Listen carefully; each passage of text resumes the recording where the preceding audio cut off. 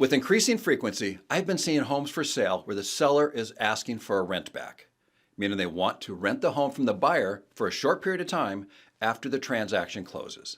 And I've been very surprised at how often I've been seeing this occur because having a listing with a request for a rent back is a bad idea for the seller.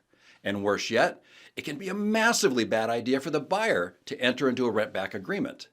Hi, I'm Bob Woolverton. I'm with Pure Real Estate in Bellevue, Washington. Here on YouTube, I'm known as your Northwest Realty Advisor. When people ask me what I do for a living, I tell them, I help people sleep at night because my clients can sleep in comfort knowing some of their largest assets are in knowledgeable and competent hands. I'm also the author of 2 books, The Part of Leadership No One Talks About, that's available on Amazon.com, and more importantly for viewers here, my secret wealth of information for any home seller. And I put a link in the description below where you can get a free copy of this book. All you have to do is tell me where to send the book.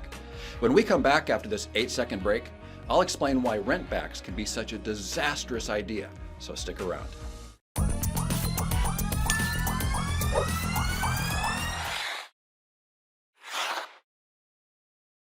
So here's what I'm seeing in the multiple listing service, and I've been seeing it with increasing frequency. And this can turn out to be a very unpleasant and expensive ordeal.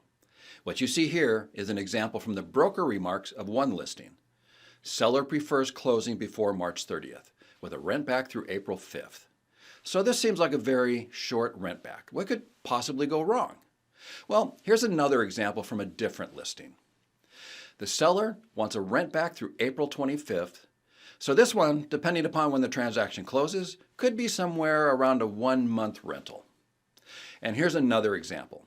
The seller's priority is for a 30 to 60-day rent back. So this one's getting to be a bit more serious, perhaps a 2-month rental. But let's go back to the most innocent sounding request for a rent back. The first one that we looked at, just through April 5th, potentially just a 1-week rent back, right? So you have your agent write up a Form 65B, the rental agreement for seller occupancy after closing. Now let's roll the clock forward to April 6th. Now we're 1 day past your rent back period, and the seller hasn't moved out. And worse yet, they haven't even paid you any rent. So what happens now? When you agreed to rent the home back to the seller after closing, you effectively became a landlord. And all of your actions between you as the landlord and the seller, who is now your tenant, is governed by the Residential Landlord-Tenant Act of Washington State, codified in RCW 5918. To get the seller out of your home, you have to go through an eviction process, which can be a lengthy and costly process. However, as of the recording of this video, Washington's governor has issued a moratorium on evictions. So as a landlord, you're not legally entitled to evict your new tenant unless you can meet one of 3 exceptions. And those exceptions are: 1, you intend to sell the property; 2, you intend to live in the property; or 3, your new tenant poses a serious and immediate threat. Now it appears that option 2 would be the exception you need to the governor's eviction moratorium because you want to live in the home that you just purchased. However, according to the legal community, the governor's office has not provided any guidance on the wording that should be contained in the eviction notice that you're going to serve on your tenant as an exception to the moratorium. And the legal community has been debating on what verbiage should be included or contained in your legal notice. So even if you hire an attorney to draft the eviction notice under one of the exceptions in the moratorium, there's no guarantee your notice will be legally sufficient when you get to an eviction hearing. And if your new home is located in Seattle, Tacoma, Federal Way, or Burien, those municipalities have their own laws regarding residential evictions that must also be adhered to, which just adds another level of complexity to your eviction process. Now, to even get to the eviction hearing, you have to serve your tenant with a summons and a complaint, which allows for the tenant to respond to your complaint in writing. If the tenant responds to your complaint, then you as the landlord have to file a motion for a show cause hearing, which causes more delays and more legal expense.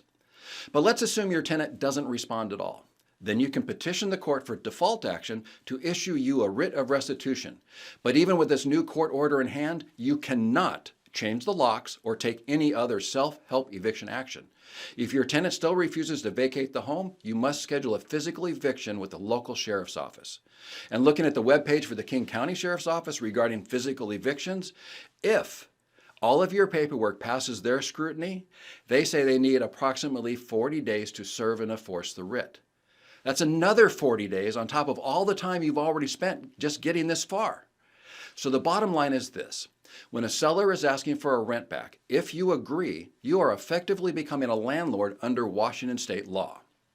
Now, knowing what could happen if the seller, who is now your new tenant, doesn't pay the rent and chooses to not move out, do you really want to become a landlord when all you really wanted to do was buy a new home? This is something you have to decide for yourself. If I'm acting as your agent, I'm going to recommend against entering into a rent-back agreement because of all the risks that I just talked about. But the final decision is yours to make. Now, on the other hand, why is asking for a rent-back a bad idea for a seller? Well, as a seller, you want the largest pool of buyers possible in order to get the highest price for your home. There may be, or I'll go out on a limb here and say there will be, many potential buyers who will decide they don't want to be a landlord and will pass on considering your home entirely. So you've effectively reduced the size of the buyer pool, which may translate into a lower purchase price for your home. If a seller is considering asking for a rent back for the home, they should be focusing on keeping the buyer pool as big as possible and explore other short-term living options like an extended stay or a residence inn or an Airbnb. Those options may actually cost less than what you might lose in your selling price.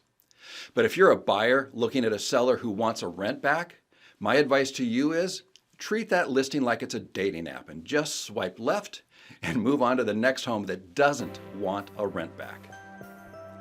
Well, that music means we're out of time for today. I hope you found some value in today's video. If you did, click that like button. Oh, and while you're there, go ahead and click that subscribe button too. If you'd like to get a copy of my book called My Secret Wealth of Information for Any Home Seller, I posted a link in the description section below. All you have to do, tell me where to send the book.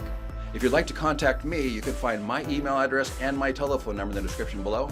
And at the end of this video, call me or email me. I'd love to hear from you, and I'd love to represent you in your next real estate transaction.